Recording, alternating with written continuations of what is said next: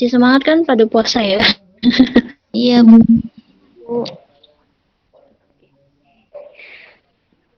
Nah, kita ke obesitas dulu deh, karena tadi kan kita berinteraksi dengan artritis yang eh, kaitannya dengan obesitas tuh banyak gitu ya. Nah, ini obesitas saya juga akan bahas tentang hipertensi juga gitu ya, karena ada keterkaitan juga gitu. Sekalian juga saya bahas tentang hipertensinya juga gitu ya. Udah tahu kan hipertensi apa? Darah tinggi ya, Bu ya? Tuh sekali, hiper itu tinggi, tensi itu tekanan darah ya. Jadi hipertensi itu tekanan darah tinggi gitu. Kalau obesitas, ya obesitas, obes gitu ya. Kalau misalkan di orang dewasa, kita lihatnya dari IMT-nya gitu. Apakah sudah lebih dari 27 menurut standar Indonesia? Apakah lebih dari 30 menurut standar WHO gitu ya. Nah kita lanjut. Pendahuluannya. Obesitas itu masalah kesehatan di negara maju dan berkembang gitu ya. Jarang gitu ada negara miskin dengan angka obesitas tinggi gitu ya. Karena apa ya? Faktor utamanya ya asupan gitu. Jadi, banyak juga nih di Indonesia mulai ya. Apalagi kalau misalkan kalian di negara-negara maju ya seperti Amerika, Kanada, seperti juga wah banyak sekali itu masyarakat-masyarakat yang bahkan obesitas itu benar-benar obes gitu ya. Kalau Indonesia mungkin ya masih satu dua yang ditemukan, cuma kalau di Amerika itu sudah jadi masalah utama gitu ya, karena konsumsi junk food biasanya kalau di Amerika gitu ya. Makanan tradisional ya, kalau kita mah makanan tradisional tempe lah ya, kalau enggak urap pecel gitu ya, ibaratnya masih sayur-sayuran. Tapi kalau mereka kan makanan tradisionalnya kalau nggak burger, hotdog gitu ya, bahkan makanan-makanan cepat saji, perusahaan-perusahaan atau restoran-restoran cepat saji pasti berasalnya dari mereka gitu, yang merambah ke dunia Indonesia gitu ya. Ya jadi sebuah masalah yang amat sangat banyak banget gitu ya.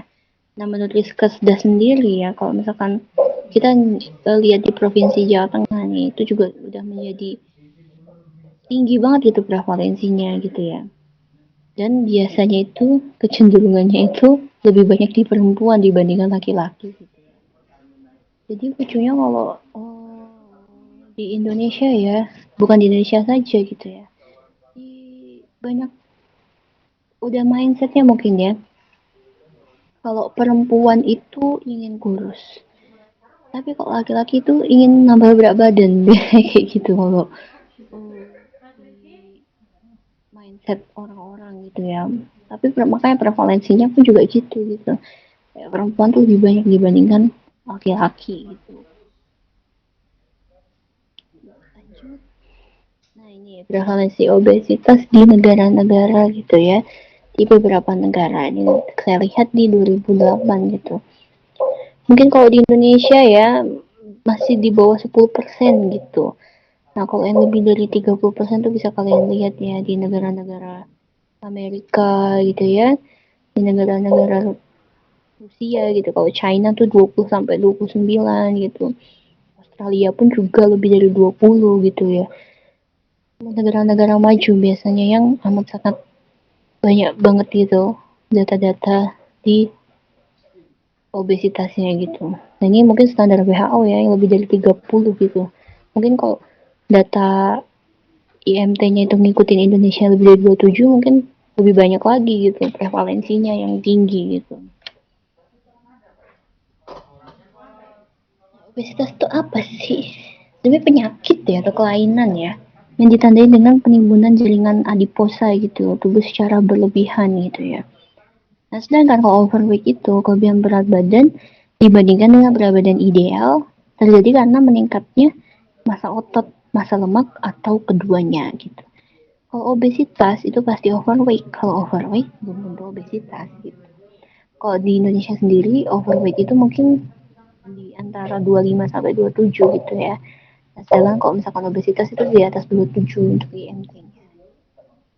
Nah, mungkin overweight itu belum tentu peningkatan di jaringan lemak juga. Ada beberapa eh, sasaran atau beberapa populasi gitu ya, yang mungkin dia tidak mengalami penimbunan lemak gitu, tapi kita sebut overweight gitu ya, mungkin seperti atlet-atlet gitu ya, binaragawan-binaragawan gitu.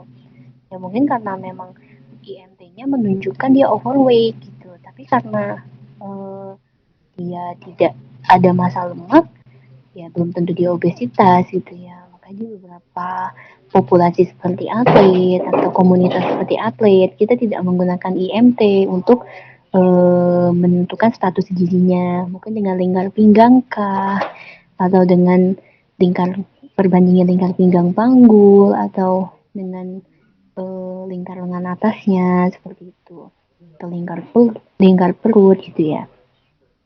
Nanti bisa kalian lihat lah. Jadi kita tidak bisa gitu.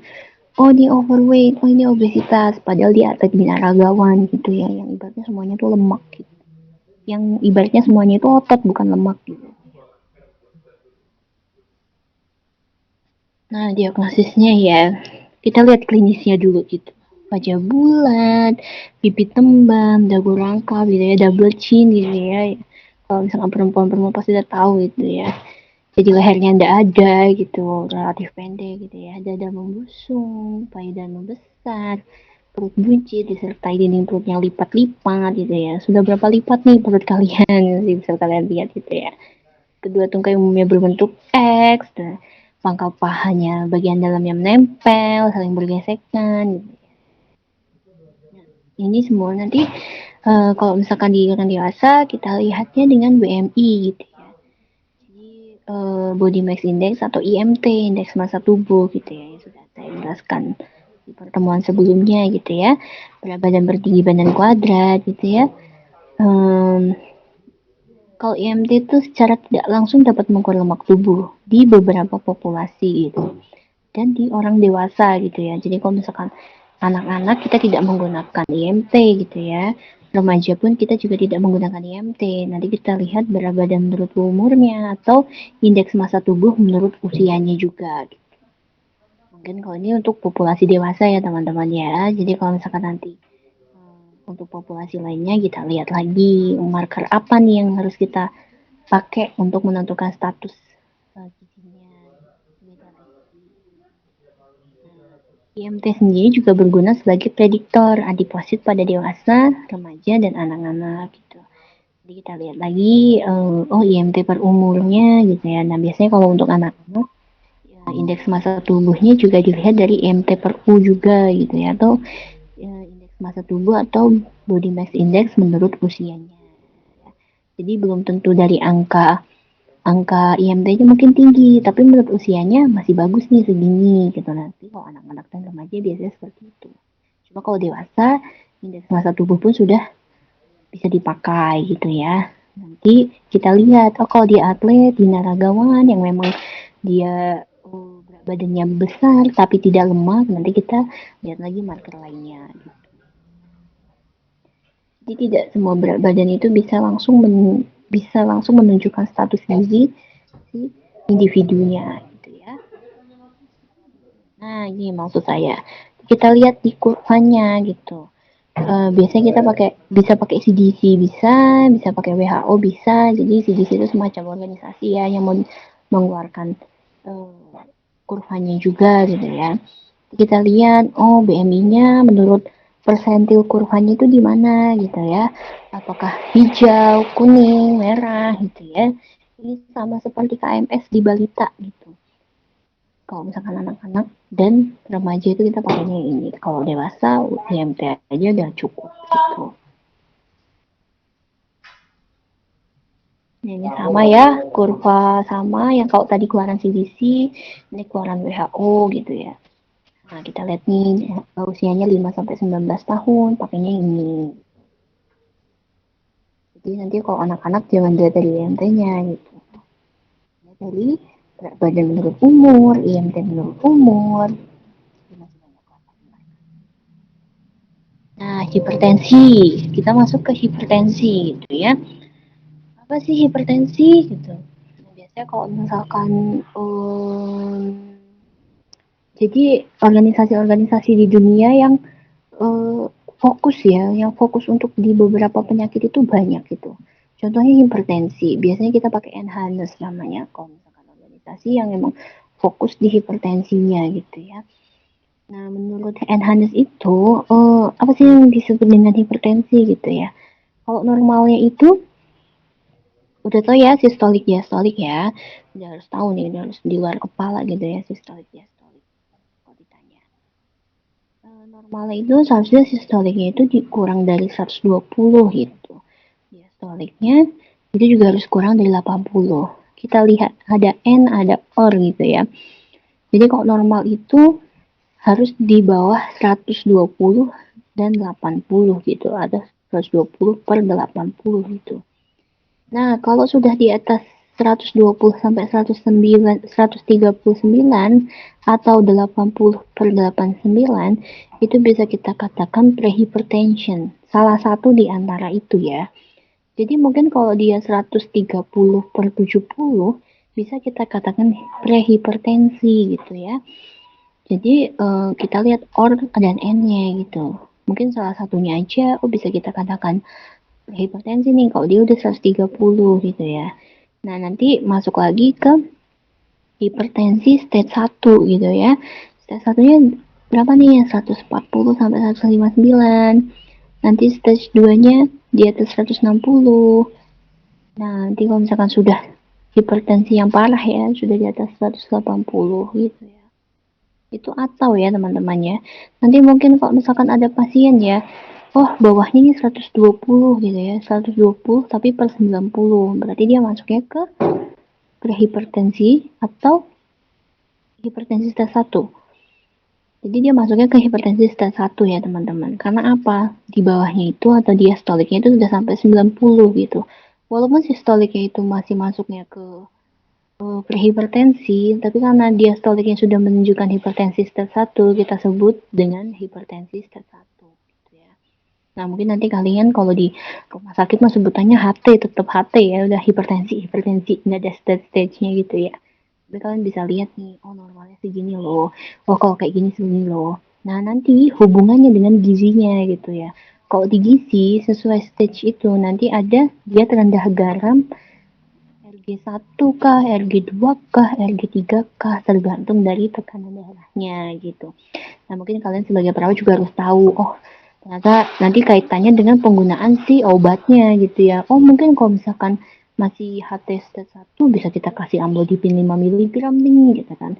Atau masih prehipertensi yang kambuh-kambuhan kita kasih catropil aja gitu ya. Nah mungkin kalau misalkan sudah sampai HT stage 2 atau krisis, apakah kita harus menaikkan dosisnya gitu ya. Mungkin kalian nanti praktek mandiri di rumah bisa menjadi sebuah warning nih untuk pemberian obatnya gitu ya. Seperti itu. Nah, mungkin ini grafik prevalensi penyakit hipertensi ya dari tahun ke tahun ya. 2007 itu yang merah, 2013 itu yang biru gitu ya, semakin meningkat gitu ya. Dan kebanyakan itu usia-usia lansia gitu atau usia-usia dewasa gitu ya. Jadi memang kemampuan tubuh yang menurun, ada inflamasi dalam tubuh yang meningkat yang menyebabkan si hipertensi meningkat. Cuma kalau misalkan memang udah usia lansia gitu ya, di atas 60 tahun atau di atas 55 tahun gitu ya, mungkin peningkatan 10 sampai 5 sampai 10 tensinya pun juga masih dianggap normal gitu ya. Tapi yang kita sebut dengan prehipertensi mungkin untuk lansia itu masih terbilang normal gitu ya. Mungkin 130 atau 140 di lansia-lansia itu masih terbilang normal gitu ya. Faktor penyebabnya apa sih? Bisa jadi karena genetik juga bisa gitu ya. Mungkin ada turunan kah atau ada memang ada tiga generasi kena hipertensi kah juga bisa gitu ya. Ya karena ada tuh beberapa pasien ya yang merasa gitu ya tekanan 150 140 itu masih normal untuk keluarganya mereka karena memang genetiknya seperti itu gitu. Mereka tidak merasakan apa-apa gitu. Pun juga ada gitu. Penurunan aktivitas, jadi sedentary lifestyle ya ini ya, semakin mager, terus obesitas, porsi makan lebih banyak gitu ya. makanan minuman yang energinya tinggi gitu ya, banyak sekali nanti, atau konsumsi rokok, alkohol pun juga bisa.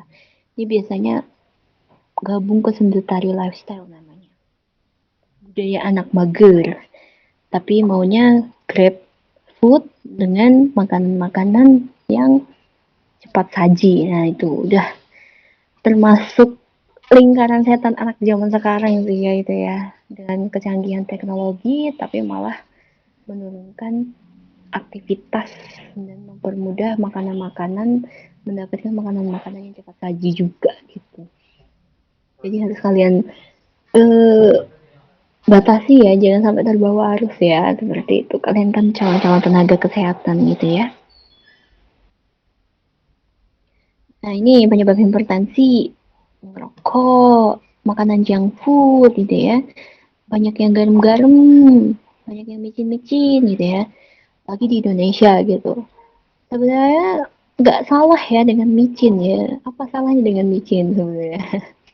Ada yang buat bodoh lah, ada yang buat itulah, ada yang membuat lemot gitu ya.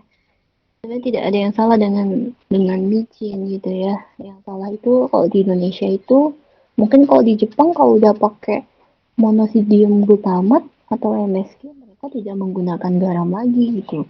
Tapi kalau di Indonesia dan di Cina biasanya nih yang banyak banget nih, sudah memakai sodium atau garam ditambah dengan monosodium glutamat, jadi dengan micin gitu ya.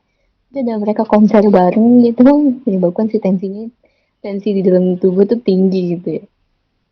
Kalau mungkin beberapa orang di Jepang yang emang kebanyakan konsumsinya di sana ya, kalau sudah menggunakan garam ya micinnya biasanya tidak mereka gunakan. Kalau misalkan mereka sudah menggunakan micin, garamnya tidak mereka gunakan kayak gitu. Sama aja kayak masakan mereka tuh kok mentahan ya udah pakai soyu atau kecap asin gitu ya, yang mungkin isinya cuma garam aja tanpa micin gitu. Kalau di Indonesia pakai garam pula, pakai micin pula, nah sodiumnya itu kan banyak gitu ya, natriumnya itu kan banyak gitu ya, yang menyebabkan si tensinya itu tinggi gitu. Makanya besok-besok kalau pakai micin ya udah micin aja, atau pakai garam garam aja gitu ya. Nah, biasanya kalau cepat saji atau makan makanan yang diawetkan gitu ya, kalian bisa lihat itu kalau diawetkan itu juga terdapat sodiumnya, biasanya sodium glutamat ya, sama kayak monosodium glutamat gitu ya. Udah pengawet iya, micin iya, garam iya gitu ya. Wah udah konser bareng untuk meningkatkan tekanan darah itu. Oh, zat-zat seperti itu ya.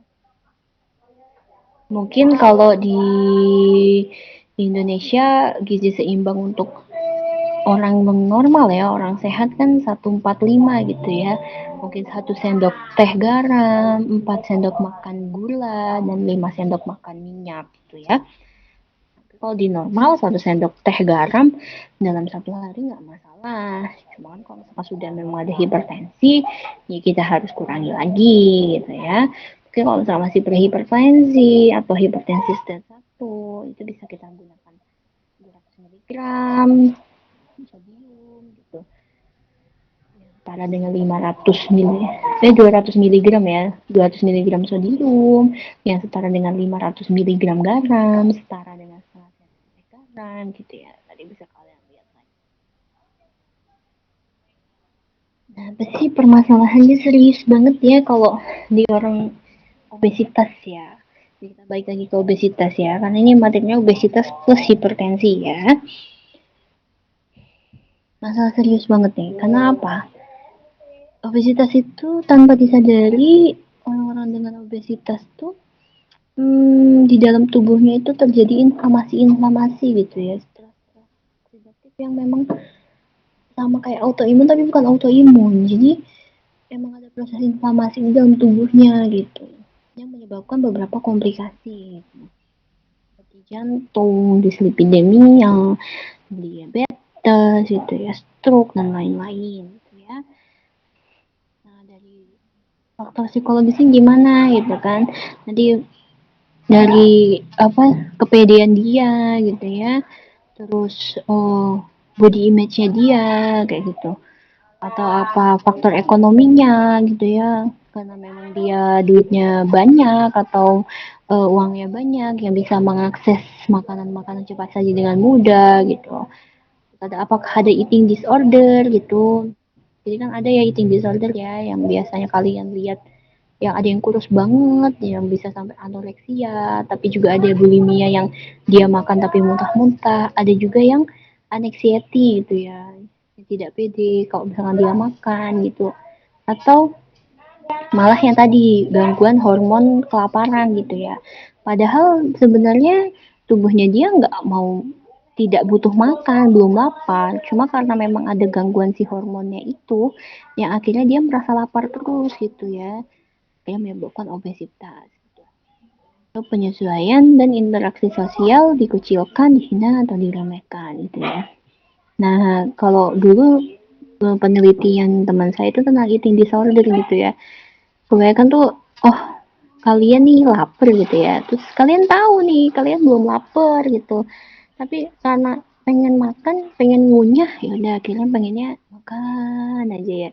Tapi habis makan kalian nyesel gitu. Aduh kok kenapa sih aku tadi makan banyak banget gitu ya. Padahal sebelumnya tuh mikir, tapi tetap dilakukan. Setelah dilakukan akhirnya menyesal. Nah, kalau misalkan kalian merasa seperti itu, berarti kalian sudah ada eating disorder gitu namanya gitu ya. Harus dilihat ya. Sekarang mental illness tuh banyak banget ya, jadi harus kalian tahu gitu. Termasuk eating disorder tuh yang orang-orang kayak gitu tuh. Nah, komplikasi obesitas apa aja sih? Itu kan yang tadi sudah saya bilang ya. Bisa pertama, bisa masalah psikologis gitu ya, depresi, eating disorder gitu ya. Terus di gangguan nafasnya gitu ya, bisa menyebabkan apnea ketika tidur gitu ya, tiba-tiba sudden death gitu ya. Mungkin oh, jaringan-jaringan lemak yang di bawah leher itu ketika tidur bisa menutup si epiglotisnya gitu ya, yang akhirnya menyebabkan tersedak dan akhirnya menyebabkan kematian gitu ya, atau gangguan tidur gitu ya, kan kebanyakan kalau orang obesitas itu ketika tidur itu mengorok ya biasanya ya kayak gitu ya. Itu termasuk gangguan obesitas, itu komplikasi obesitas juga gitu ya. Terus menyebabkan asma juga bisa, mungkin jaringan-jaringan lemaknya yang menutup atau menekan si pulmonnya, menekan si paru-parunya gitu ya. Terus nanti di gastrointestinalnya bisa gallstone, bisa steatohepatitis gitu ya. Gallstone tuh maksudnya itu batu empedu itu ya teman-teman ya. Mungkin karena ketidakseimbangan kolesterol di dalam tubuh yang menyebabkan batu empedu juga bisa gitu ya. Nanti di ginjalnya juga bisa menyebabkan glomerular sclerosis gitu. Banyak sekali. Tadi kalau masalah muskuloskeletal bisa artritis, bisa GOUT gitu banyak banget ya. Komplikasi di obesitas. Nah, ini kita akan ada yang namanya sindrom metabolik gitu. Apa sih sindrom metabolik itu? Sindrom metabolik itu sebenarnya yang namanya sindrom ya. Jadi itu semacam beberapa gangguan, beberapa kumpulan penyakit menjadi satu terus menyebabkan sebuah sindrom. Kalau sindrom metabolik itu apa sih kaitannya dengan obesitas gitu? Apa kaitannya dengan hipertensi? Nah, sindrom metabolik itu ada 5 gitu simptomnya gitu ya, tanda-tandanya ada 5. Tapi kalau misalkan seseorang sudah memiliki 3 dari 5 simptomnya itu bisa kita katakan sindrom metabolik gitu. Nah, 5 itu apa aja sih? Yang pertama kadar glukosa. Jadi glukosanya kayak gimana nih? Tinggi apa enggak? Yang kedua obesitas. Obesitasnya apa? Obesitasnya dilihat dari lingkar pinggang atau apakah dari IMT-nya gitu ya, kegemukan gitu ya. Yang ketiga hipertensi. Yang keempat ada dislipidemia gitu ya. Nanti kumpulan-kumpulan makanan, kumpulan-kumpulan gejala itu atau tanda-tanda itu bisa kita katakan sebagai sindrom metabolik. Nah, sindrom metabolik itu karena sudah kumpulan ya, sudah sindrom ya, itu akan menyebabkan keparahan di tubuh manusia gitu ya, yang nanti akan meningkatkan resiko mortalitasnya gitu ya. Biasanya kalau sindrom metabolik ini sudah ibaratnya komplikasi ya. Kalau di Indonesia sebutnya komplikasi, gampangnya komplikasi. Tapi kalau misalkan sudah ada tanda-tanda seperti yang tadi saya bilang, itu bisa jadi dengan sindrom metabolik. Nah, beberapa cara menurunkan berat badan yang dilakukan masyarakat, ya, sama diet, pasti, aktivitas fisik, atau diet plus aktivitas fisik, modifikasi perilaku, sampai ada yang konsumsi obat-obatan yang entah itu isinya apa ya, nggak tahu, pokoknya ada embel-embel bisa menurunkan berat badan 20 kilo dalam seminggu gitu ya. Untuk konsumsi jamu, konsumsi laksansia, ya, sampai ada yang sedar lemak, sampai ada yang pembedahan operasi gitu. Biasanya sampai operasi usus duodenumnya atau usus jejunumnya gitu ya, atau usus 12 jari gitu pokoknya. Yang gunanya apa? Gunanya memperpendek atau mempercepat si memperpendek si serapan makanan di dalam tubuh gitu. Jadi jangan sampai nih aku makan biar nggak diserap sama tubuh, ya udah aku operasi aja usus halusku, jadi tidak tidak diserap itu makanan gitu. Sampai ada yang seperti itu. Biasanya kalau ini yang udah sampai nekat ya ibaratnya, dan sudah dilakukan oleh beberapa orang di negara maju, sampai motong si ileusnya itu gitu ya, dengan harapan makanannya tidak diserap gitu, makanannya yang diserapnya sedikit gitu. Kan biasanya kalau kita usus 12 jadi panjangnya kira-kira berapa meter ya, saya lupa ya, 6 meter atau berapa gitu ya, dipotong lah tuh 1 sampai 2 meter gitu ya, dengan harapan eh, si makanan yang kita makan itu tidak diserap gitu. Tapi benar kok ada yang sudah melakukan itu gitu, dan memang benar bakal turun berat badan, tapi kan nggak sehat ya, jangan ditiru ya gitu ya. Jadi karena si ileusnya itu kita potong, yang seharusnya terserap akhirnya nggak terserap, jadinya apa, diare lah tuh orang gitu ya. Jadi makanan-makanannya pun yang seharusnya tadi menjadi feses yang bentuknya seperti itu ya, yang akhirnya tidak terserap ya, akhirnya jadi masih encer lah tuh makanan, bolus-bolus di dalam makanannya itu masih berbentuk bolus yang akhirnya menyebabkan diare gitu. Jadi kalau orang-orang seperti itu yang memang sudah parah sih, yang memang sudah toksik banget untuk menggunakan berat badan. Nah, kalau yang begini tuh gimana sih gitu ya? Perilaku makan yang bagus tuh kayak gimana sih gitu? Eh atau perilaku-perilaku makan apa aja sih yang menyebabkan obesitas gitu ya? Banyak banget loh perilaku obesitas yang kalian sadari, mungkin kalian punya gitu, tapi kalian merasakan tapi kalian tidak mengerti itu apa gitu ya. Jadi pertama lapar mata gitu ya. Kurang sensitif terhadap rasa lapar, tapi lebih peka terhadap bau dan rasa makanan gitu ya. Jadi kalian belum lapar nih, tapi ketika mencium bau-bau yang harum, kalian pengen makan gitu. Itu biasanya lapar mata ya, biasanya kayak gitu. Terus yang kedua, mengemari makan fast food berkalori tinggi gitu ya. Suka jajan gitu ya, anak sekarang gitu ya, ketemu cilok, ketemu apa, ketemu seblak gitu ya. Kalau misalkan nggak lapar pun tapi pengen ngemil gitu ya, dia makan gitu. Padahal makan kayak gitu sama dengan satu piring nasi plus sayuran gitu ya. Tapi kalian tidak sadari gitu. Kenapa? Tepung plus minyak. Ya mungkin bentuknya kecil, satu gorengan, tapi bisa 200 kalori gitu ya. 200 kalori satu biji gorengan sama dengan satu centong nasi gitu ya, padahal lebih kenyangan nasinya gitu dibandingkan gorengannya, cuma karena memang rasanya tadi yang enak gitu ya, ketambah dengan micin, ketambah dengan garam, kalian lebih milih gorengannya gitu ya. Ada obesitas, resiko terpapar hipertensi pun juga tinggi gitu. Pada umumnya kurang menyukai buah dan sayur gitu ya, pasti kalau misalnya sayur kan karbohidratnya kompleks gitu. Dan seharusnya kalau kita makan sayur, karbohidrat kompleks, lama di lambung, jadi perut itu tidak terus terasa lapar gitu ya. Tapi karena memang tidak suka buah dan sayur, lebih milih ke makanan-makanan yang enak-enak tadi, akhirnya ya itu gitu. Padahal sayur itu kan kalau misalnya kita konsumsi banyak bisa menunda rasa lapar gitu. Karena apa? Loading di lambungnya itu lama gitu kalau untuk sayur-sayuran gitu.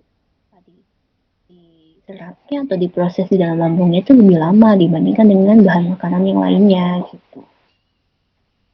Terus suka makanan yang manis-manis, asin-asin, frozen food gitu ya, makanan yang pengawet gitu. Dan biasanya yang enak-enak itu yang jahat-jahat ya kayak gitu. Udah apa ya namanya ya? Apalagi seblak tuh ya isinya ya. Jadi ada semacam frozen food ada, mie-mian ada, terus ada kerupuk acinya, gitu ya. Sayurnya cuma daun bawang gitu ya. Pokoknya kalian kalau lihat itu semua tepung-tepungan menjadi satu gitu. Tapi enak gitu. Makanya tetap aja dimakan gitu ya. Terus jarang makan, tetapi porsinya besar, atau frekuensi makan sering dengan porsi besar gitu ya. Enggak kok, aku nggak makan banyak, cuma ngemil. Ngemilnya berapa? Setengah kilo kerupuk langsung habis di waktu-waktu gitu ya. Bagi kerupuk setengah kilo, bentuknya kecil-kecil gitu ya. Nggak kenyang enggak, tapi ngasup makanan iya gitu. Tapi kalian bilangnya nggak makan, padahal ngemilnya banyak. Nah, terus menyukai makanan berkarbohidrat gitu ya. Maksudnya apa? Refined CHO gitu ya. Contohnya apa? Soda gitu. Tanpa kalian sadari soda tuh glukosanya banyak gitu ya, glukosanya banyak. Cuma karena bentuknya itu air yang tidak menimbulkan kenyang, tapi kalian tetap konsumsi gitu. Makanya seperti hal seperti yang tanpa kalian sadari menyebabkan kenaikan berat badan gitu. Asupan energi makanan lebih besar dari anjurannya terutama pada malam hari gitu ya. Makanya nih buat adik-adik mahasiswa ya, kenapa nih bergadang itu bisa meningkatkan berat badan gitu ya, bukan karena bergadangnya tapi ngemil pas lagi bergadangnya itu gitu ya, apalagi ngerjain tugas gitu ya, tugasnya banyak numpuk bergadang ketemu teman-teman gitu ngemilnya banyak gitu ya. Wah, udah deh habis makan banyak setengah jam tidur tidak diasup dengan baik, akhirnya numpuk lah tuh di dalam tubuh gitu ya. Aktivitas fisiknya ringan atau sangat ringan. Seharusnya kan kalau kita harus ada energi balance gitu ya, asupan makan harus sama energi yang masuk sama dengan energi yang keluar. Energi masuk bisa dari asupan, energi yang keluar harus dari aktivitas gitu ya, tapi kan tidak seimbang, akhirnya banyak asupannya dibandingkan keluarnya. Lanjut. Nah, dari hidupnya juga nih ngerokok, alkohol, kurang tidur gitu ya. Jadi orang overweight itu lebih banyak mengalami ansietas, holistik dan depresi daripada orang yang normal gitu ya. Pasti gitu ya. Karena berat badannya lebih gitu, jadi merasa minder gitu kan, merasa kurang dihargai dengan itu yang akhirnya menyebabkan depresi. Terus penelitian nih menyebutkan ya ada indikasi emosi negatif yang kronis gitu seperti depresi yang menyebabkan risiko makan yang berlebihan dan mengakibatkan obesitas gitu ya. Ini biasanya cewek-cewek nih yang kayak gini gitu. Aku stres, akhirnya pengen makan. Aku lagi galau nih, makan banyak. Aku lagi kesel nih, makan banyak kayak gitu ya. Jadi emang udah ada penelitian ya gitu ya. Kalau saya biasanya kalau banyak mikir, biasanya juga pengen makan gitu ya, karena apa, mungkin tubuh juga butuh energi yang tinggi gitu ya ketika kita stres gitu ya, yang akhirnya menyebabkan konsumsi makan pun bertambah gitu. Itu dari pandangan saya gitu ya, mungkin kalian bisa lihat lagi jurnal-jurnal yang menyebutkannya itu ya, yang bisa kalian tahu gitu ya bila kalian ada waktu gitu. Nah, orang yang sedang stres cenderung makan makanan manis dan tinggi lemak gitu ya, yang disebut dengan comfort food gitu. Comfort food itu mungkin di sebagian orang berbeda-beda gitu ya, tapi kebanyakan eh, kalian itu memiliki makanan yang disukai gitu. Misalnya kalian lagi kesel gitu ya, kalian pasti memikirkan makanan itu gitu.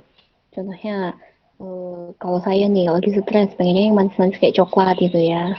Nah, tanpa kalian sadari nanti kalau kalian punya eh, kebiasaan kayak gitu, tanpa kalian stres atau memiliki pikiran sedikit saja kalian akan mencari makanan itu gitu. Padahal itu tidak kalian butuhkan gitu. Atau kalian habis itu baru makan gitu, tapi karena kalian kesal kalian pengen makan itu sebenarnya juga tidak baik juga gitu ya.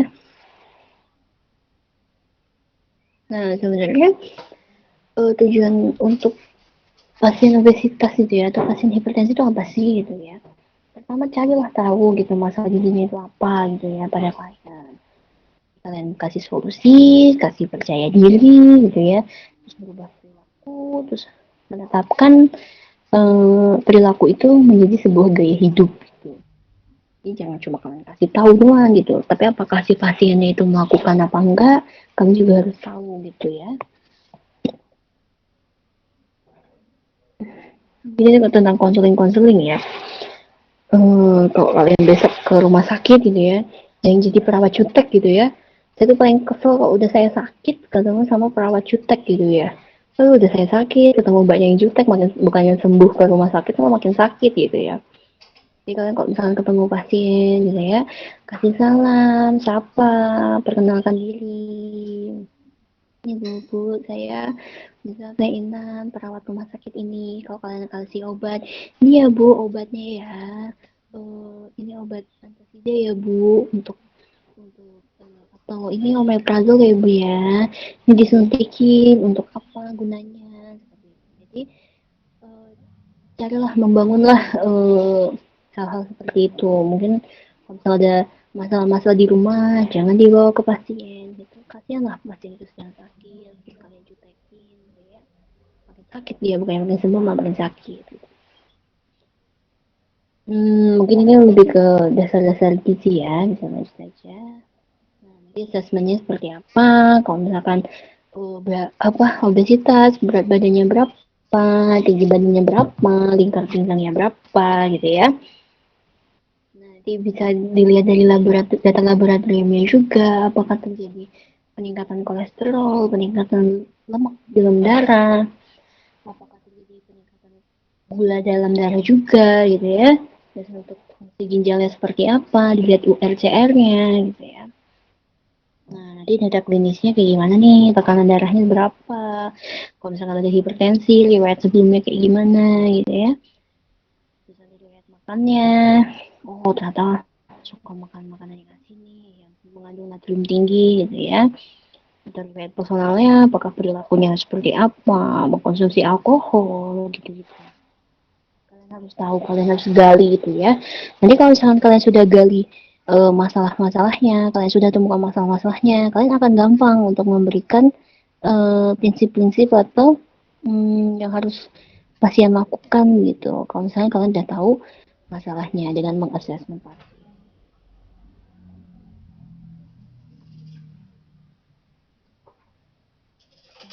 Apa aja yang digali gitu ya. Ukuran berat badan, IMT gitu, lingkar pinggang, tebal lemak kulit, cuma nggak ya. Apakah ada faktor keturunan gitu ya. Tadi kalian harus anamnesa juga makanannya. Makanan apa saja nih yang dimakan, metodenya, metode membuat makanannya seperti apa gitu ya. Frekuensinya berapa kali dalam sehari gitu kan. Terus umur klien mulai gemuk dari kapan gitu ya, aktivitasnya seperti apa gitu. Banyak sekali nanti kalian bisa lihat. Jadi itu harus banyak ya. Semakin kalian menemukan data pasien semakin banyak juga yang bisa kalian intervensi gitu. Mungkin diagnosis gizi untuk kali gizi ya. Nah ini intervensinya kayak gimana nih? Tetapkan tujuan, menghitung kebutuhan, preskripsinya seperti gimana, anjuran makannya seperti apa. Nah, mungkin kalian bisa memberikan anjuran-anjuran makan seharinya sesuai dengan perubahan pola makan atau menginformasikan bahan makanan apa saja atau gimana caranya gitu ya. Tapi kalau misalkan menghitung atau menerapkan intervensi ini mungkin bisa dengan ahli gizinya gitu. Atau kalian kalau misalkan emang pengen tahu bisa tanya ke ahli gizinya gitu. Mungkin ahli gizi mungkin banyak beberapa rumah sakit yang belum punya ahli gizi ruangan ya. Tapi kalau sekarang sih seharusnya udah ada sih. Tapi kalian harus tetap tahu gitu ya. Nah, strategi treatmentnya kayak gimana sih nih gitu. mengembangkan motivasi gitu ya, pengaturan diet, pola hidup sehat gitu ya, terapi dan modifikasi perilaku yang melibatkan keluarga dan pencegahannya seperti apa gitu.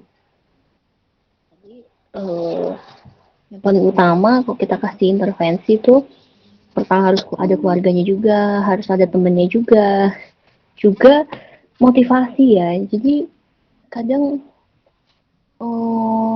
pasien-pasien itu walaupun sudah kita beritahu tapi malas gitu untuk melakukannya gitu.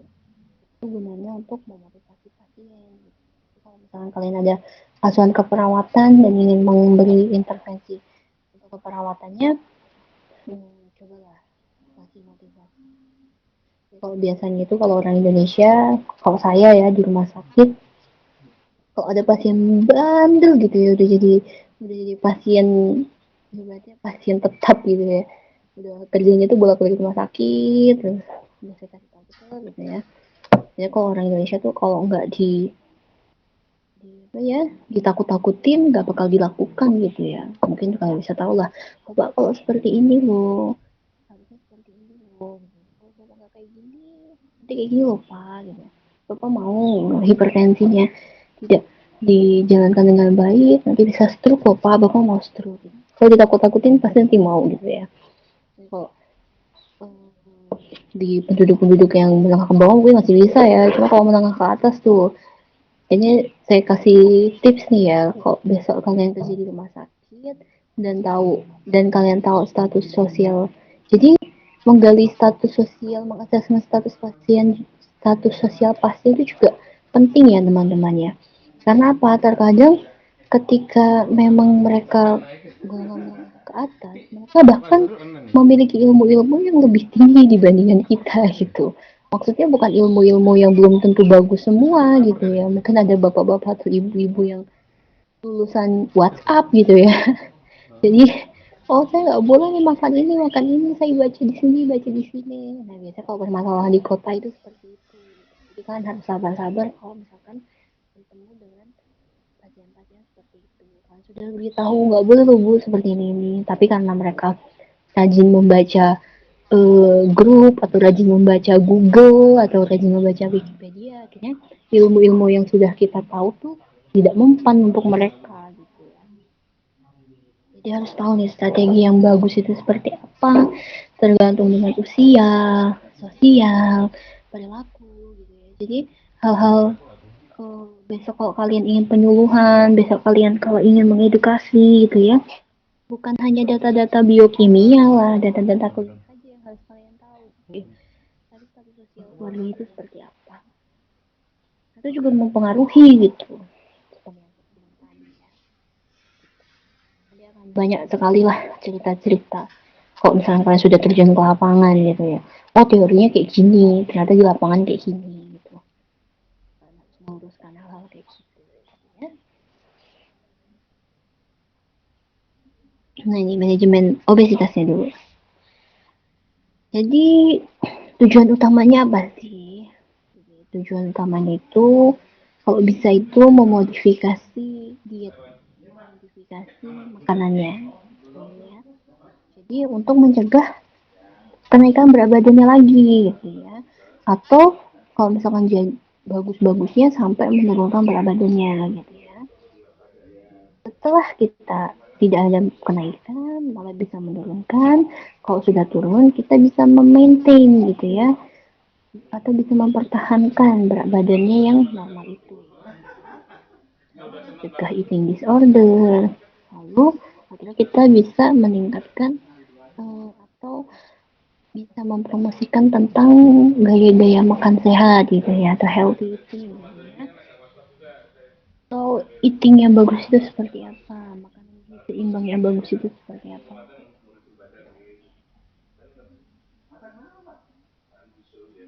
Nah ini cara pelaksanaan pertamanya pengaturan makan dan modifikasi diet gitu. Sebenarnya kalau misalkan orang obesitas itu kalau misalkan nggak ada komplikasi gizi seimbang pun sudah nggak udah masuk gitu ya. Bisa kalian lihat di tumpeng gizi seimbang atau the food guide pyramid gitu ya. Jadi eh bisa kalian lihat tuh di tupung gizi seimbang, mungkin tupung gizi seimbang Indonesia tidak seperti ini ya. Nanti bisa kalian lihat tuh tumpeng gizi seimbang itu di mana-mana pasti ada, di puskesmas ada, di rumah sakit itu ada. Nah, apalagi kalau di ruang gizi itu udah jadi simbol wajib gitu ya. Kalau misalkan kalian tahu gitu. Nanti di bawah sendiri itu ada karbohidrat, di atas karbohidrat ada buah sayur, di atas buah sayur itu ada lauk pauk, nanti di atas lauk pauk itu ada bahan tambahan makanan gitu ya, semacam gula, garam, minyak. Kenapa sih bentuknya piramid? Sama seperti filosofi piramid, semakin ke atas semakin sedikit gitu.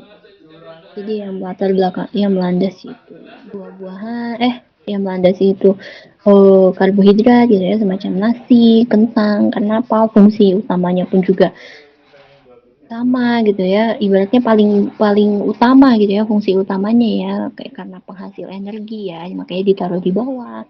Nah, di atasnya itu ada sayur-sayur dan buah gitu ya, dengan harapan porsinya itu hampir 11-12 gitu, dengan karbohidrat gitu ya, kalorinya 11-12 dengan karbohidrat gitu ya. Terus di atasnya lagi nanti ada lauk pauk, sumber protein. Semakin ke atas semakin sedikit konsumsinya juga. Mungkin kalau modifikasi dietnya, biasanya misalkan di obesitas itu ada namanya defisit kalori. Itu udah paling bagus menurut saya dibandingkan dengan metode-metode diet lainnya. Kalian bisa lihat sendiri, ada Mayo Clinic, ada diet detox, ada diet puasa, ada diet yang lain-lainnya gitu ya. Kalau dari saya dan teman-teman ahli gizi lainnya itu sependapat, ada jurnal juga yang menyebutkan kalau penurunan berat badan ideal itu 0,5 sampai 1 kilogram per minggu gitu ya, atau maksimal 4 kilogram per bulan gitu. Itu sudah paling batas aman untuk terjadinya penurunan berat badan di obesitas. Kalau lebih dari itu dapat menyebabkan komplikasi lainnya gitu ya, seperti peningkatan kantong empedu biasanya kalau misalkan di orang-orang obesitas yang bisa menurunkan 20 kilo dalam 1 bulan, menurunkan 15 kilo dalam 1 minggu gitu ya. Karena apa? Gangguan metabolisme gitu ya, terjadi katabolisme yang terlalu berat gitu ya, yang seharusnya sama aja seperti mesin lah ya, seharusnya cuma dihabiskan pertalite 0,5 liter sehari gitu, tapi ini dipaksa gitu menghabiskan 5 liter sehari gitu kan, dipaksa memecah 5 liter dalam sehari, yang akhirnya apa, rusak polinya berkurang atau mungkin businya yang rusak gitu ya. Jadi kalau misalnya kalian nanti ketemu sama orang-orang dietnya yang sampai kayak gitu, kalian hentikan lah. Ibu, suara ibunya hilang. Oh, hilang lagi ya. Iya, Bu. Halo, halo, halo. Halo. Apakah masih hilang? Enggak, Halo? udah ada. Oh, udah ada ya. Oke. Okay. Jadi 0,5 sampai 1 kilogram per minggu, maksimal 4 kilogram dalam sebulan gitu. Harapannya tidak terjadi gangguan metabolisme lanjutan gitu ya. Jadi katabolismenya itu di dalam tubuh itu semakin meningkat gitu ya.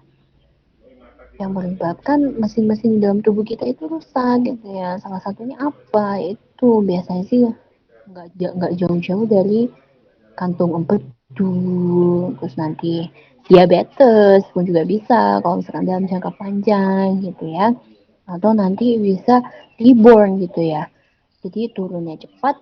Nanti kalau misalkan dia tidak bisa mempertahankan berat badannya, nanti bisa naiknya cepat lagi gitu. Makanya biasanya yo-yo diet tuh biasanya kalau kayak gitu, jadi turunnya anjlok, naiknya pun juga anjlok kayak gitu. Itu bisa menyebabkan gangguan metabolisme lanjutan gitu ya. Jadi kalau ada saran-saran diet di luar sana yang dengan embel-embel atau lain-lainnya itu yang wah, kalau dilihat dari saya sih, kalau orang bilang mustahil gitu ya, tapi bisa gitu ya. Tapi jangka panjangnya kita nggak tahu efeknya itu seperti apa gitu. Jadi besok-besok kalau misalkan ingin diet, Ya cobalah 0,5 sampai 1 kilogram dalam seminggu aja gitu. Itu udah paling normal gitu, paling masih bisa dibatasi lah ya, masih bisa diakali oleh tubuh kita gitu ya.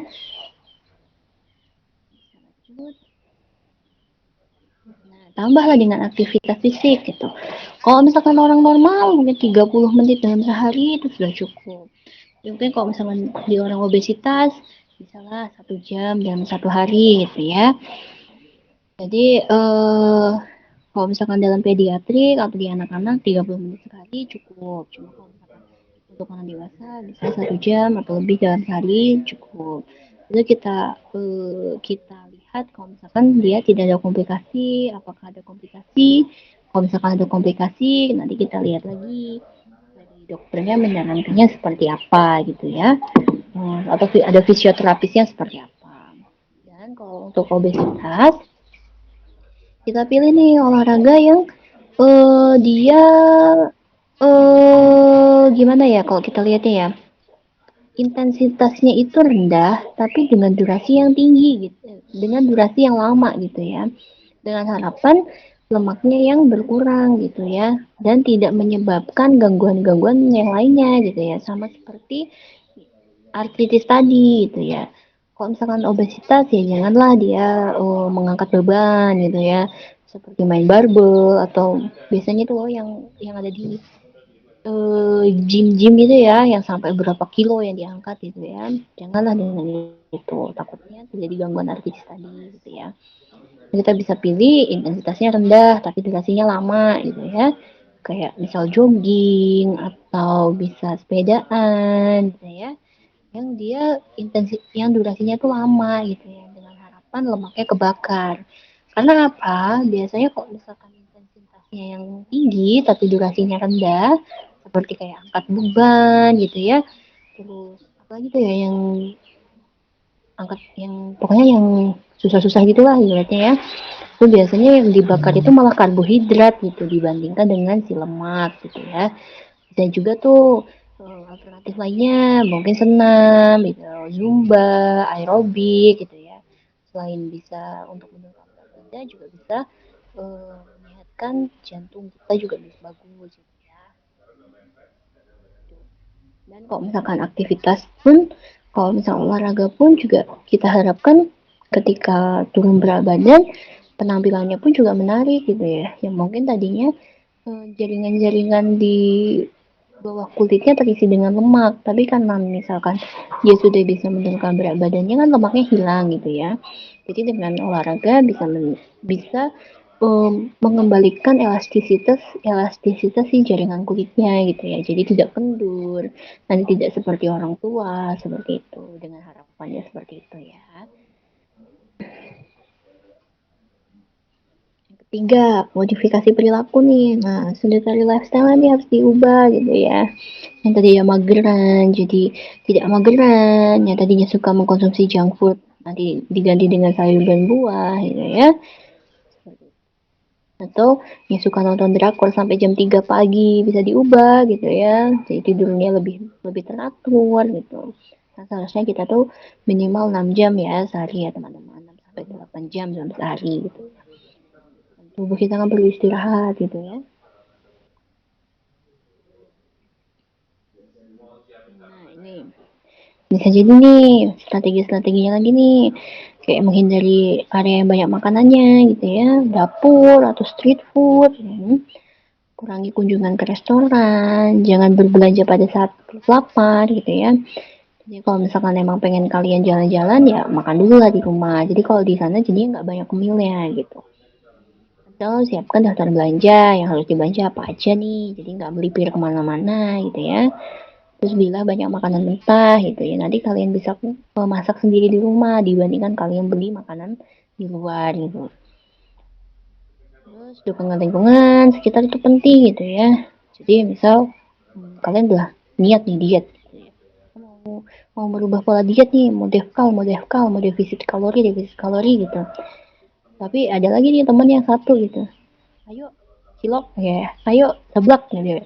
Dia dietnya nggak jadi gitu ya, nggak jadi penurunan makan lagi, nggak jadi defisit kalori lagi gitu ya, hilang semuanya. Penting pokoknya tuh teman-teman yang mengingatkan itu penting gitu ya. Tiba-tiba kalian makan cilok nih, nah dia ngingetin gitu ya, katanya mau defisit kalori, kok malah gini sih gitu. Jadi dukungan lingkungan itu penting banget ya, menjadi lebih produktif gitu ya, olahraga, kegiatan-kegiatan gitu ya. Terus mungkin membiasakan jalan kaki, naik tangga dibandingkan eskalator atau lift gitu. Nah, ini kalau ini DASH diet, ini untuk hipertensinya. DASH diet itu apa ya? Saya lupa dia diet tadi. Hmm, kepanjangannya apa ya? Saya lupa deh. Pokoknya DASH itu hypertension aja haknya itu. Jadi dietary bla bla bla hypertension. Nanti kalian bisa cari ya. Saya lupa. Jadi diet untuk penderita hipertensi atau tekanan darah tinggi. Jadi emang ada guideline-nya itu. Biasanya kita pakai DASH diet gitu ya. Rekomendasinya apa sih? Yang pertama, kurangi asupan natrium gitu. Natrium itu dari mana? Garam. Intake-nya seberapa? Kurang dari 2.300 mg gitu ya. Atau maksimum intake itu 1.500 miligram per hari kalau misalkan memang dia sudah hipertensi. 2.300 miligram itu atau 2 gram natrium itu berapa sih? Setara sama 5 gram garam rumah gitu ya. Karena apa? 2,3 miligram itu kan baru natrium, sedangkan garam itu kan natrium klorida kan teman-teman ya. Jadi 2 gram garam itu sama dengan 2 gram natrium itu sama dengan 5 gram garam dapur gitu ya, atau 1 sendok teh kalau nggak salah, seperti itu gitu ya. Nah, yang kedua, mengurangi lemak jenuh gitu ya, tidak lebih dari 6% dari kebutuhan kalori harian gitu ya, atau mengurangi lemak tidak lebih dari 25% dari kebutuhan kalori gitu ya. Tapi kalau misalkan mengkonsumsi lemak dengan tinggi kalsium ya, kayak semacam susu low fat high kalsium, itu nggak masalah, itu malah bagus. Jadi kalsium natrium itu keseimbangannya itu bagus gitu ya. Jadi konsumsi kalsium dalam tubuh itu bisa mengurangi konsumsi natrium di dalam tubuh gitu, absorpsi natrium dalam tubuh itu malah bagus gitu. Jadi bukan nggak konsumsi lemak sama sekali, tapi membatasi gitu ya. Terus memilih pilihan lemak yang bagus ya. Jadi biasanya yang mengurangi lemak jenuh. Nah, ini mengkonsumsi lemak tidak jenuh gitu ya. Bagusnya lemak tidak jenuh tunggal gitu ya. Contohnya apa sih? Biasanya minyak-minyakan di tumbuh-tumbuhan gitu ya, kayak olive oil atau canola oil gitu ya. Mungkin agak mahal, cuma kalau misalkan memang kalian ingin lebih bagus, bisa jadi tuh untuk makanan-makanan seperti itu ya. Terus mengkonsumsi whole grain ya, atau biji-bijian whole grain ya, kayak seperti tepung terigu atau pasta-pasta ya. Kalau misalnya kan Das Diet kan dari Amerika ya, kalau di Indonesia whole grain itu ya bisa diganti dengan biji-bijian gitu ya. Selain beras itu ada beras merah, ada tepung terigu atau ada tepung gandum gitu ya, bisa jadi alternatif untuk orang-orang yang hipertensi. Nah, ini seperti yang tadi bilang ya, gunanya apa sih kita tahu stage hipertensi gitu ya. Oh, mungkin HT hipertensi stage 1, hipertensi stage 2 gitu ya. Atau hipertensi stage 3. Gunanya itu biar kita tahu gitu ya, dia rendah garam berapa yang kita kasih gitu. Kalau misalkan dia emang udah benar-benar stage yang parah gitu ya, sampai tekanan darahnya di atas 180 miligram per desiliter, kita kasih dia rendah garam 1 gitu, dimana benar-benar sama sekali nggak pakai garam gitu ya. Karena apa? Konsumsi sedikit garam aja itu bisa menyebabkan tekanan darahnya naik gitu ya. Karena apa? Natrium itu kan bukan hanya dari bukan hanya dari garam ya, bahkan makanan-makanan mungkin sayur-sayur dan buah-buahan itu juga ada natriumnya gitu. Jadi kita kasih asupan-asupan yang memang dari bahan makanan aja untuk kebutuhan natriumnya gitu ya. Tapi kalau misalkan dari garam sudah tidak kita pakai lagi. Jadi kalau misalkan masih tekanan darahnya masih 160 gitu ya, masih di per 100 gitu ya, itu kita kasih rendah garam 2 gitu ya. Jadi masih adalah kita kasih setengah sendok teh garam gitu ya per hari gitu. Jadi kalau misalkan masih start 1 kita kasih di rendah garam 3 gitu ya, yang masih diperbolehkan 1 sendok teh per harinya gitu. Tapi benar-benar harus kita kita lihat ya, apakah dia ada edema, apakah dia ada asites gitu ya. Maksudnya edema itu penumpukan cairan gitu ya. Jadi kalau natriumnya tidak seimbang, ya akhirnya menyebabkan gangguan elektrolit gitu ya, gangguan metabolik cairan dalam tubuh, yang akhirnya nanti airnya itu terikat di dalam sel-sel tubuh yang tidak bisa dikeluarkan melalui urin gitu. Misalnya di gangguan ginjal gitu ya, ada kakinya bengkak, tangannya bengkak gitu, padahal tuh nggak bengkak gitu ya. Tapi karena ada penumpukan cairan di dalam sel-sel tubuh itu, gitu ya. Nah, mengatur makanannya gimana sih?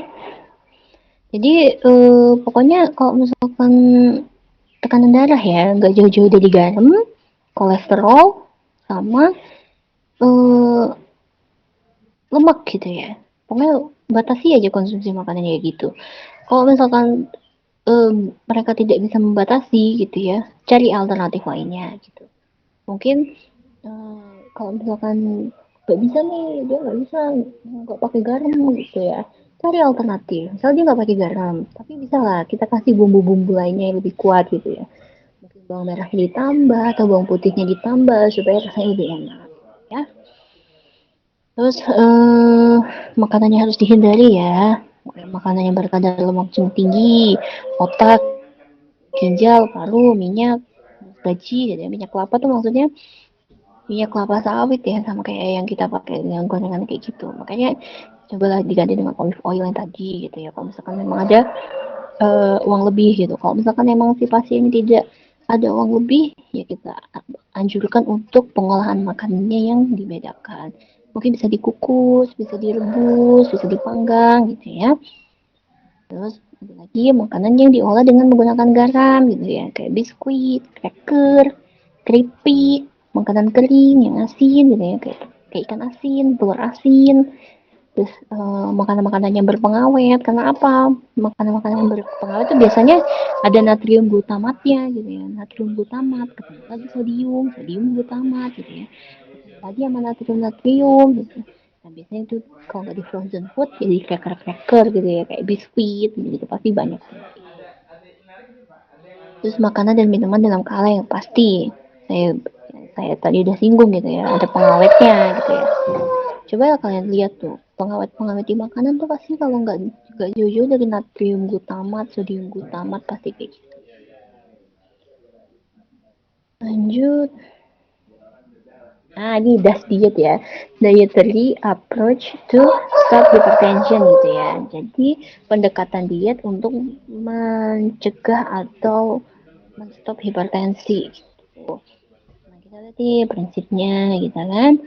Di mana-mana tuh pasti ada piringku gitu ya. Kalau di Indonesia kan piringku nggak nggak kotak-kotak gini ya. Jadi kayak jarum jam gitu ya kalau di Indonesia ya. Kalian bisa lihat lagi gitu ya. Jadi yang pertama pasti nih limit sodium, mengurangi natrium tadi gitu. Terus yang kedua konsumsi sayur-sayuran yang tinggi gitu. Sayuran hijau dengan harapan si serat-serat larut air itu bisa mengangkat-angkat si kolesterol dalam tubuh gitu ya. Nanti kalian bisa lihat, bisa cari penelitian-penelitian tentang hubungan serat dengan kadar kolesterol atau hubungan serat dengan hipertensi. Itu banyak banget penelitiannya gitu ya. Nah, nanti juga kalian lihat nih label makanan gitu ya.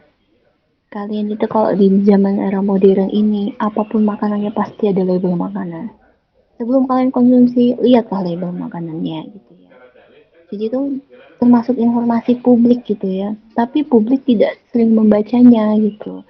Maksudnya apa? Lihatlah kandungan sodiumnya seperti apa, kandungan kolesterolnya seperti apa.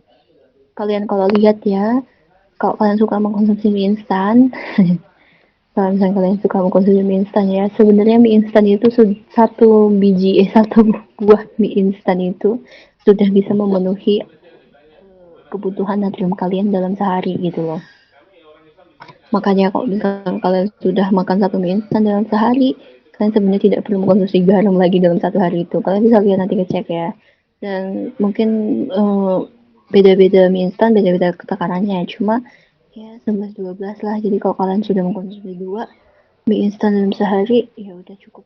Udah lebih banget untuk mengkonsumsi natrium untuk kebutuhan kalian sehari-hari gitu. Kalian bisa lihat gitu. Jadi lebih bijaklah menjadi konsumen gitu ya teman-teman ya.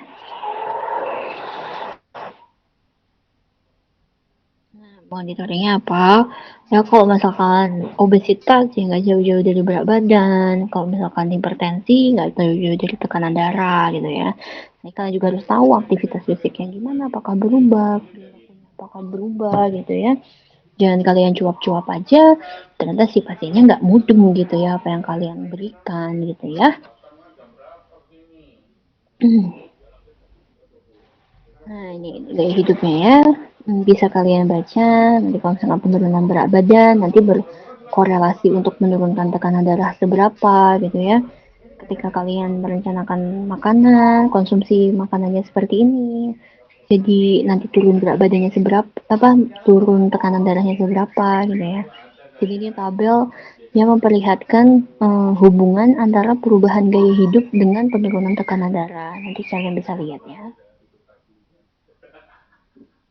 Kalau misalkan kalian sudah memberikan edukasi konseling, nah, nanti jangan lupa kontrol ya ibu ya, kontrol lagi ya ibu ya, pasti ya kalau kalian. Karena tuh kalau di Indonesia tuh kayak gitu, suka duka uniknya Indonesia tuh kayak gitu. Kalau belum tepar, kalau belum pingsan ya belum ke rumah sakit gitu ya. Sudah datang ke rumah sakit, suruh kontrol, nggak datang lagi gitu ya. Nanti datang lagi ketika tepar lagi gitu kan. Makanya kalau misalkan kalian nanti ketemu pasien-pasien di rumah sakit, ingatkan kalau misalkan pasien memang sudah mau pulang, ingatkan lagi untuk kontrol ya ibu ya, kontrol ya. Perlu udah sih ya kalau itu ya. Ini strategi-strateginya bisa kalian lihat ya. Nah, nanti ada leaflet sedikit dari Kemenkes bisa kalian lihat. Mungkin masih ada waktu kita masuk ke gangguan pernafasan ya. Masih ada manusianya. Ada Bu. Sip. Satu materi lagi ya sampai jam 12.20 kan. Mungkin saya. Iya Bu. Kita gunakan gangguan pernafasan ya. Masuk ke gangguan pernafasan. Nah ini lagi seru nih ya. Masih ada COVID kan. Mungkin berkurang tapi masih ada ya. COVID masuknya ke spesialis paru. Artinya berhubungan dengan gangguan pernafasan gitu ya. Cuma ini COVID belum saya masukin ya ke PPT-nya karena ini juga masih pakai PPT yang zaman dahulu. Nah, nanti kalau misalkan yang paling sering itu kalau nggak TBC, asma, PPK, pneumonia, nanti yang kelima tuh COVID lah tuh masuk satu aja sih ya. Jadi gangguan pernafasan itu terkaitan dengan malnutrisinya kayak gimana sih? Gitu. Ini maksudnya stres bukan stres itu ya, bukan stres pikiran ya, maksudnya stres di dalam tubuhnya gitu ya, yang menyebabkan inflamasi. Kalau misalkan sudah ada inflamasi dalam tubuh, otomatis pas tubuh kita itu akan bereaksi dengan mengkatabolisme energi-energi di dalam tubuh gitu ya. Ketika sudah ada katabolisme, cadangan-cadangan di dalam tubuh kita berkurang yang menyebabkan malnutrisi gitu ya. Nah, terkaitan dengan klinisnya juga gitu ya. Mungkin ada batuk, penurunan selera makan, terus nanti misalkan dia mengkonsumsi obat, nggak mau makan gitu ya. Mual, muntah, diare, itu juga kan bahkan malnutrisi juga gitu ya. Banyak sekali gangguan-gangguan pernafasan ini. Gejala COPD. COPD itu sama dengan PPOK. Kalau PPOK bahasa Indonesianya penyakit paru obstruksi kronis. Kalau COPD bahasa Inggrisnya chronic obstructive pulmonary disease gitu ya. Sama aja kita nyebutnya COPD PPOK sama ya. Mungkin nanti tergantung dari kebijakan masing-masing gitu, yang menyebabkan penurunan berat badan. Keterkaitannya kayak gimana? Nah, COPD ya, PPOK ya, pasti pasiennya itu pertama batuk-batuk. Udah batuk-batuk, gimana ya? Hampir sama kayak TBC. Cuman kalau TBC itu kan infeksi bakteri atau virus ya. Kalau misalkan COPD itu PPOK, jadi emang udah rusak gitu, rusak di parunya. Rusaknya itu karena apa? Mungkin bisa karena rokok atau memang riwayat pasiennya yang bekerja di sektor yang mungkin berkaitan dengan pernafasan gitu ya, seperti pabrik triplek, pabrik cat gitu ya, yang mungkin tidak memiliki perlindungan diri yang cukup gitu. Akhirnya zat-zat kimia itu merusak si parunya gitu ya, atau merusak si jaringan-jaringan di paru-parunya gitu ya.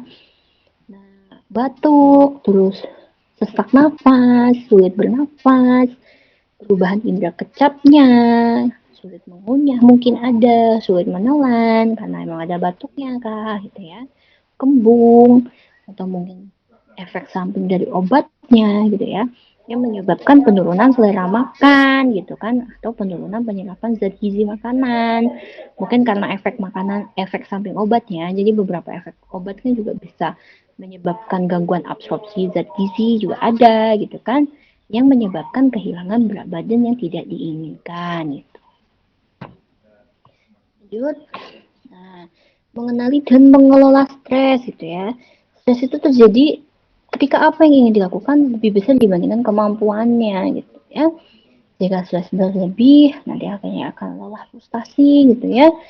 Tambah satu masalah membuat pasien tak mampu mengatasinya, bahkan untuk hal sederhana. Jadi, apapun obatnya, apapun makanan yang kita berikan, apapun konseling edukasi yang kita berikan, jika memang masih ada stres di dalam tubuh pasiennya, pasti gak akan sembuh-sembuh itu pasien gitu ya.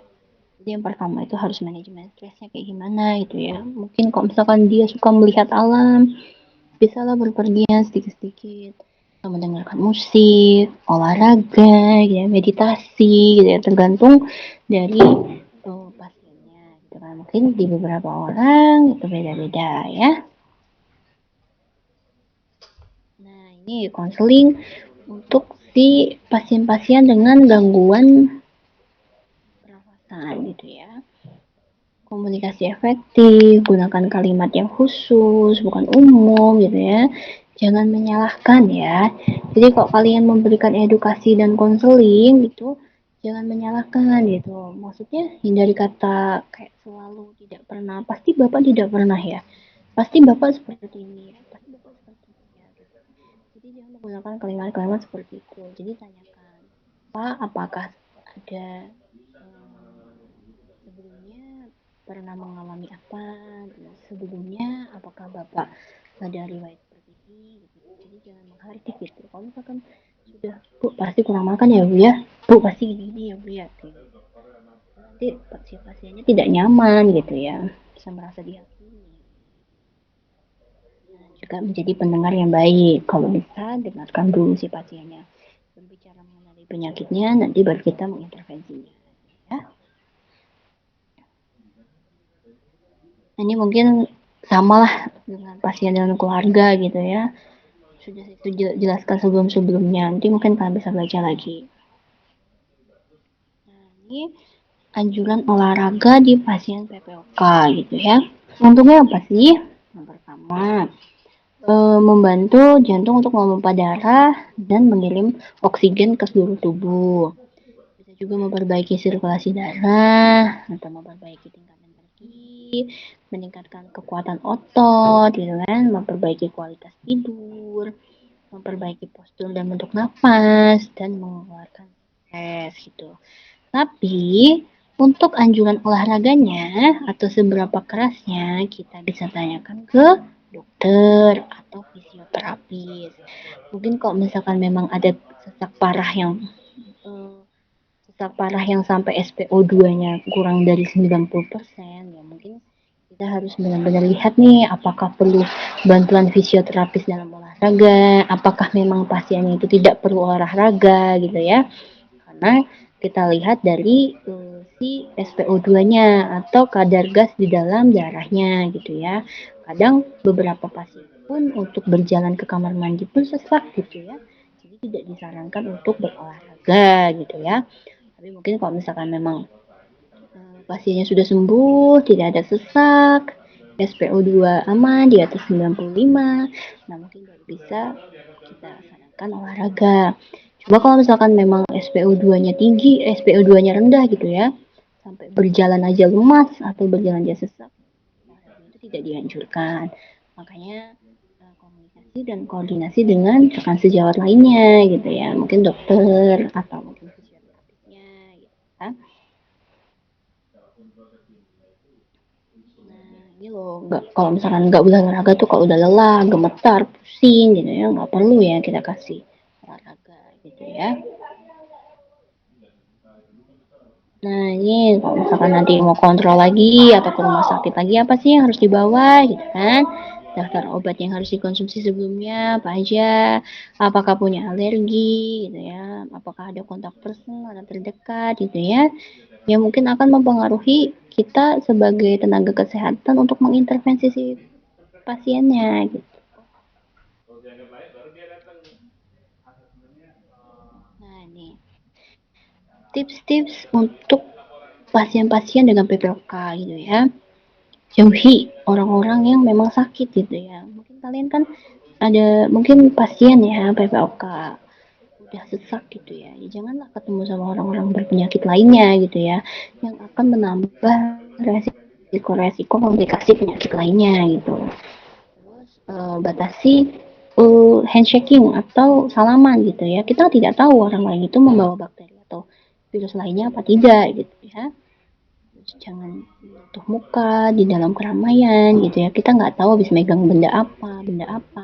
Ya mungkin ada bakteri sama virus lainnya gitu ya. Ya mungkin akan masuk ke dalam tubuh kita sendiri gitu. Sudah kita ada BPOK, terus ditambah dengan bakteri dan virus lainnya gitu ya. Akhirnya menyebabkan komplikasi lainnya. Gitu ya. Cuci tangan sesering mungkin. Mungkin ini 11-12 dengan COVID ya, kalian udah harus hafal di luar kepala gitu ya, ada social distancing gitu ya. Bisa kalian lihat ya. Nah, asupan zat gizinya apa sih gitu ya? Tujuan asupan zat gizi untuk pasien gangguan pernafasan itu sebenarnya gimana ya? Susah-susah gampang ya. Jadi sebenarnya dia itu butuh energi protein lebih guna untuk memperbaiki jaringan-jaringan yang rusak. Tetapi juga ada pembatasan, mungkin ada bukan pembatasan juga, cukup karbohidrat, bahkan ada yang tidak mengkonsumsi karbohidrat sama sekali gitu. Tergantung dengan data SpO2 atau data lab gas darahnya masing-masing pasien gitu. Kadang kalau misalkan data gas darah di dalam tubuh pasien itu memang sudah parah, kita tidak berikan lagi karbohidrat gitu. Karena apa? Hasil sampingan dari metabolisme karbohidrat di dalam tubuh kita itu ada CO2-nya gitu ya. Jadi jangan sampai kadar CO2 di dalam darah itu udah tinggi karena memang dia terjadi sesak nafas, karena tidak ada pertukaran antara CO2 dan O2 yang bagus di paru-paru, kita kasih karbohidrat gitu ya, yang juga hasil sampingnya itu CO2 gitu ya. Itu bisa jadi yang pertama. Atau metabolisme gula di dalam darah pun juga membutuhkan oksigen gitu ya untuk terjadinya energi gitu. Sudah O2-nya itu kurang untuk tubuhnya, ditambah lagi untuk metabolisme pemecahan gula menjadi energi gitu ya di dalam tubuh yang menyebabkan pasiennya nanti tambah sesak gitu ya. Jadi pintar-pintaran kita melihat data-data lainnya gitu ya. Mungkin kalau misalkan pasien TBC gitu ya, karena memang dia ada infeksi, kita perlu energi dan protein yang cukup atau protein yang lebih gitu ya. Tetap kita kasih karbohidrat gitu. Kalau misalkan SpO2 aman, kadar analisa gas darahnya juga aman, kita kasih karbohidrat cukup gitu ya. Tapi dengan porsinya, porsi kecil tapi sering. Jadi gimana? Oh, kita tetap kasih makanan yang satu porsinya untuk hari ini segini gitu ya, tapi dimakan 2 jam apa 1 jam sekali gitu ya, mungkin 5 sendok gitu, atau sekenyangnya nanti selesai gitu ya, supaya tidak terjadi sesak nafas gitu. Atau nanti proteinnya bisa ditambah gitu ya dengan konsumsi putih telur yang banyak, atau nanti kita tambah dengan protein atau lauk-lauk hewaninya yang lainnya gitu ya. Nah, yang kedua, kehilangan berat badan yang tidak diinginkan karena asupan makanan buruk dapat melemahkan otot untuk bernafas gitu. Jadi mungkin karena batuknya, sesak nafasnya yang menyebabkan penurunan asupan makan, akhirnya terjadi katabolisme gitu ya. Pemecahan cadangan-cadangan energi dalam tubuh gitu ya, yang menyebabkan dia jadinya kurus. Kalau sudah kurus, nanti takutnya otot-otot di sistem-sistem tubuh di dalam rongga paru-parunya itu juga dipecah gitu ya, yang akhirnya melemahkan si paru-parunya gitu. Sudah sesak, ototnya pun berkurang gitu ya, akhirnya juga menurunkan si kerja sistem pernafasan. Asupan yang baik mencegah infeksi paru, pasti gitu ya. Mungkin kita protein yang tinggi gitu ya untuk memperbaiki jaringan, konsumsi mungkin antioksidan, makanan-makanan yang mengandung antioksidan gitu ya, yang bisa mempengaruhi penurunan inflamasi atau penurunan infeksi gitu ya, atau tinggi-tinggi vitamin A, C, E gitu ya, yang bagus untuk perbaikan jaringan juga bisa gitu ya. Kalau asupannya yang buruk dapat memperburuk gejala penyakit. Pastinya, kalau misalkan sudah butuh tubuh butuh energi untuk melawan penyakit, butuh tubuh itu perlu untuk memperbaiki jaringan, tetapi karena asupan kurang, akhirnya akan memperburuk gejala penyakitnya. Jadi sampai ke kematian, ya. Nah, dia seimbang untuk pasiennya itu apa sih? Nah, mungkin ini ya, piringku versi Indonesia. Kalau tadi di Dash Diet itu kan versi piringnya seperti itu. Mungkin karena memang adaptasi dari Amerika ya. Nah, kalau di Indonesia, kita pakai piringkunya seperti ini. Mungkin makanan pokok sama dengan sayur-sayuran, lauk pauknya segini, bahan buah-buahannya segini gitu ya. Dan batasi minyak, batasi garam, batasi gula, pasti seperti itu. Untuk orang anti sehat pun juga kayak gini kok. Nanti dibarengi dengan gaya hidup sehat, itu seperti apa? Gaya hidup bersih dan sehat ya, seperti cuci tangan pakai sabun sebelum makan, sudah makan, dan juga konsumsi air putih gitu ya. Nah, ini lingkaran setan untuk malnutrisi pada pasien dengan gangguan pernafasan ya. Jadi ketika dia memang sudah otot pernafasannya melemah gitu ya, nanti akan menyebabkan sesak, menyebabkan penurunan selera makan, terus penurunan selera makan menyebabkan asupan tidak memenuhi kebutuhan, jadi nanti asupannya kurang, terus tubuh memecah cadangan lemak dan otot dengan katabolisme tadi gitu ya, yang menyebabkan underweight, menyebabkan otot pernapasan lemah. Ya udah kayak gitu aja circle-nya ya. Jadi nggak putus-putus gitu ya. Nah, dengan cara memutusnya tuh kayak gimana sih gitu ya? Yang perbaikanlah asupannya gitu ya. Asupannya diperbaiki supaya apa? Tidak terjadi katabolisme yang tinggi gitu ya. Tapi susah-susah gampang ya. Jadi jangan terlalu memaksakan. Cuma kan kita tahu ilmunya seperti ini. Tapi kita harus memberikan pasien itu edukasi dan konseling yang tidak terlalu berat untuk dia juga gitu ya. Lalu memenuhi asupan makan dengan cara yang disesuaikan dengan kondisi pasien yang tadi yang saya bicarakan juga. Ya. Jadi jangan, Pak boleh makan, Pak makan yang banyak gitu ya. Pak kalau nggak makan yang banyak gini. Yang ada pasien makin sakit kalau kalian gituin gitu ya. Jadi lihatlah kondisi pasiennya kayak gimana. Oh kadar labnya seperti ini, bisa nih kita kasih ini. Oh kadar labnya kayak gini, oh nggak boleh nih makan karbo sama sekali.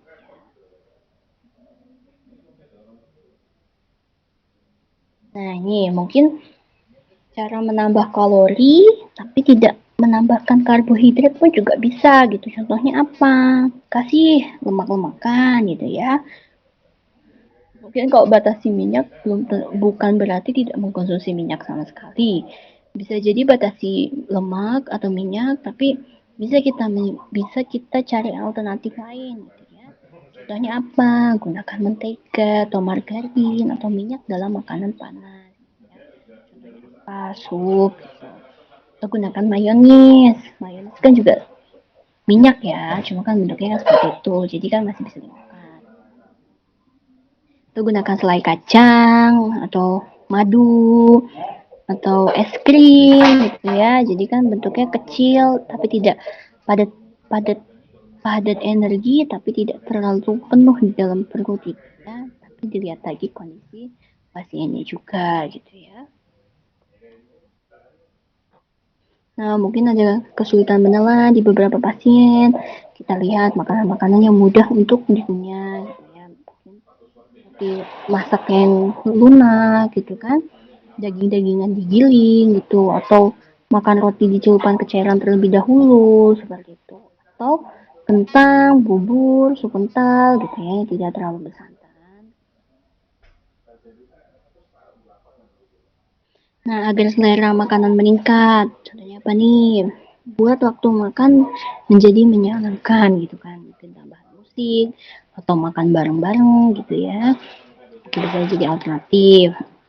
Lalu hindarkan pembicaraan berat di meja makan gitu ya. Udah sakit ditambah sama topiknya yang nggak enak gitu ya, akhirnya nggak selera makan gitu ya. Konsumsi kudapan sepanjang hari, porsi kecil tapi sering, maksudnya seperti itu. Makan walaupun tidak lapar gitu ya. Ya walaupun nggak lapar ya cobalah konsumsi selingan-selingan sedikit-sedikit. Nah, cara menurunkan sesak nafas. Elevasi ya, istirahat 30 menit sebelum makan. Mungkin bisa jadi salah satu solusi. Jika terjadi sesak, coba kita atur nafasnya seperti apa. Ambil nafas panjang gitu ya. Terus saat makan tetap harus duduk gitu.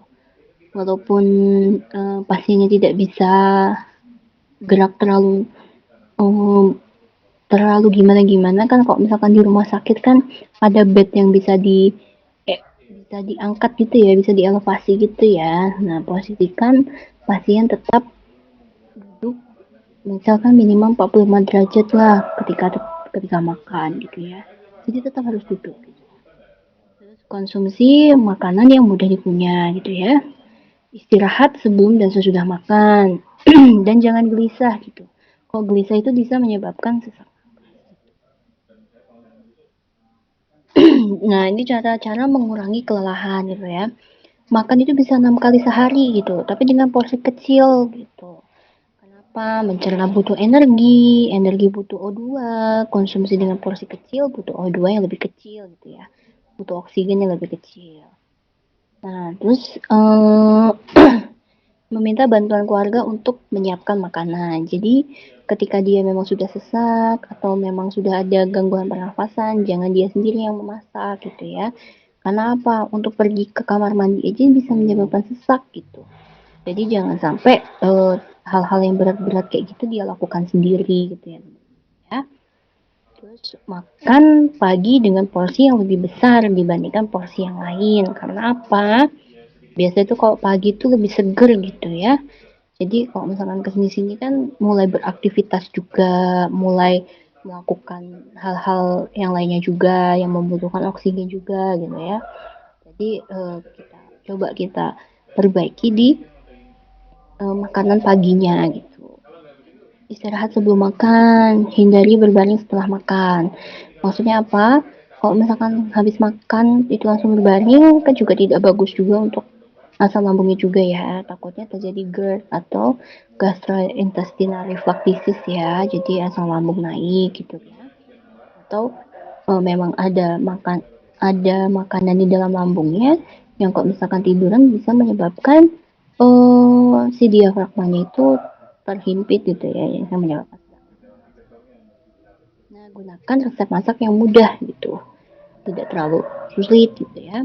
Batasi makanan yang tinggi gula, karbohidrat simpleks, yang sudah saya jelaskan sebelumnya gitu ya. Karena kalau metabolisme karbohidrat itu bisa menghasilkan CO2 gitu ya, yang akan mempengaruhi analisa gas darah di tubuh pasiennya juga gitu ya. Nah, ini mungkin kalau misalkan ada pasien-pasien yang kembung gitu, makannya jangan terburu-buru gitu, terus jangan makan ketika dia sesak gitu ya. Karena apa, kalau misalkan dia sesak beneran sesak nanti jadi apa ya, makanan yang masuk itu bareng sama si udara gitu ya yang menyebabkan kembung gitu. Terus nanti makan porsi kecil tapi sering, konsumsi air 1 jam sebelum dan 1 jam sesudah makan, jadi mengurangi jumlah makanan yang di lambung dalam satu waktu gitu ya. Terus hindari makanan yang memproduksi gas gitu. Contohnya apa? Kubis-kubisan, kol, gitu ya, umbi-umbian kayak ubi gitu ya, yang tidak bagus gitu ya.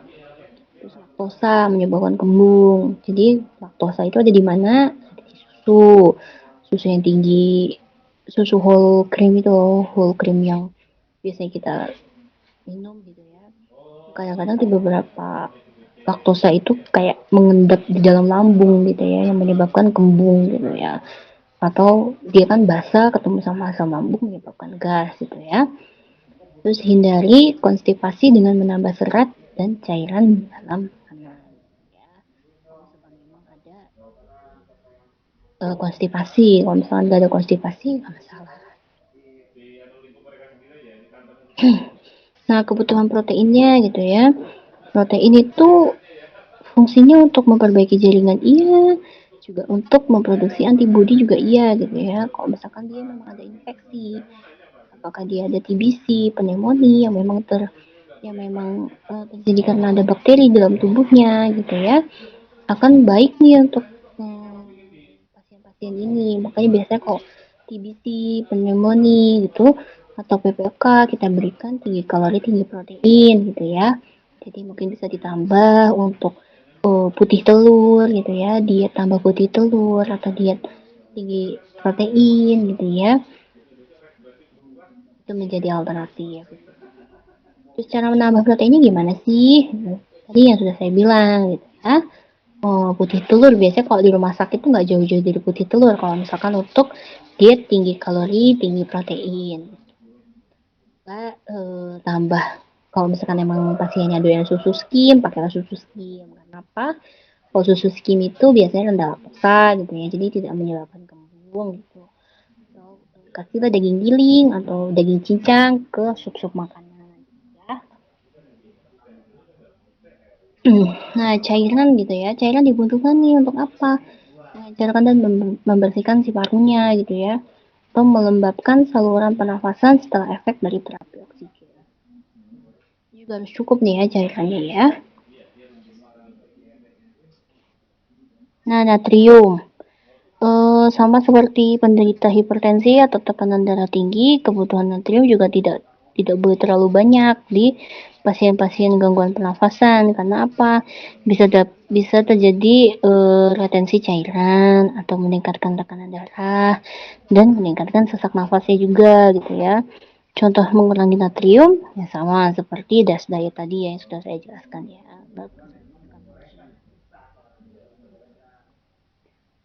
Oke, mungkin segitu. Ada yang perlu ditanyakan? Kah? Oh, pada saya juga sudah mulai habis nih teman-teman. Oke. Ada yang mau ditanyakan sejauh ini? Masih ada 14 menit lagi. Mungkin nanti presentasinya akan saya kirimkan ya di akhir ya, karena mulai berarti 2 minggu lagi ya mau UASnya ya Pak Alif ya.